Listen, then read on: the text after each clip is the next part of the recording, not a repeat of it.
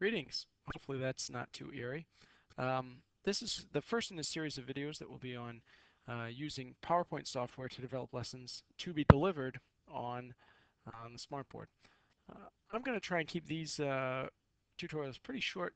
Most of us are a lot more familiar with PowerPoint than we are with Smart Notebooks, so I'm not going to spend as much time on these tutorials as the others. The first one I'm going to talk about today, the first thing I'm going to talk about today is outlining. And outlining is a tool that is available in PowerPoint that not a lot of people make use of, but it's a great way to quickly enter information on all of your slides and make sure that you keep that information focused and on point. So we're going to look at doing that, and then we'll talk a little bit about that some more.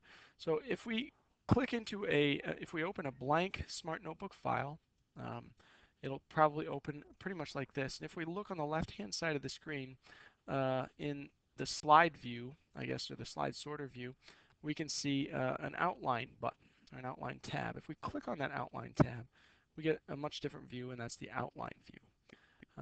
You can see there's a blinking cursor there in next to slide 1. And what that does is it gives me the ability to type. So I'm going to let go of my mouse, and I should be able to do most of the rest of my data entry using only the keyboard. So um, what I'll do is type title and then hit enter. And once I hit the enter key, it automatically gives me a new slide. I don't have to click new slide or anything like that. And I'll name this slide 1.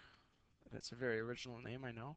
Then I'll hit enter again. Now, if I use the cursor buttons, I can go back up to the title slide and hit enter again, and then hit the tab button, and that gives me to my subtitle block. So that's a nifty little tool there. If I use the down arrow, I'm back to slide 1. I hit enter, and I can hit tab, and now I'm entering content. One, and content helps if you can spell. 2 and content. We can go on all day here with this content. Now, obviously, this is just generic information. If you actually have information to enter, it'd be a lot more, uh, a lot more effective and interesting, right? So this we'll call slide 3.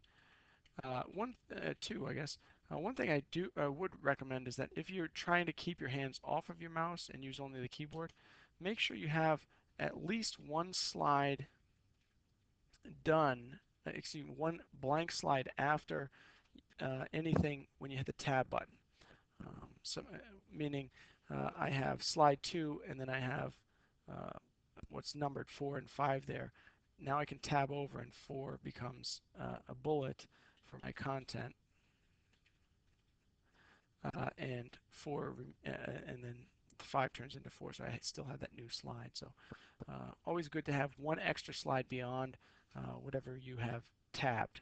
Um, the reason I say that is because if you tab over this slide, hitting enter gives you another bullet point, not another new slide. So it's something to keep in mind. That's really about all I'm going to talk about here. Let's talk a little bit more about this. Again, outlining is good because it's quick data entry, and I think it really helps you focus your content into the way you need it to be. Also, it's great if you're doing PowerPoint with kids. It's a great way to have kids develop lessons because it's a real important life skill for them. So that's a tutorial on PowerPoint, specifically outlining in PowerPoint.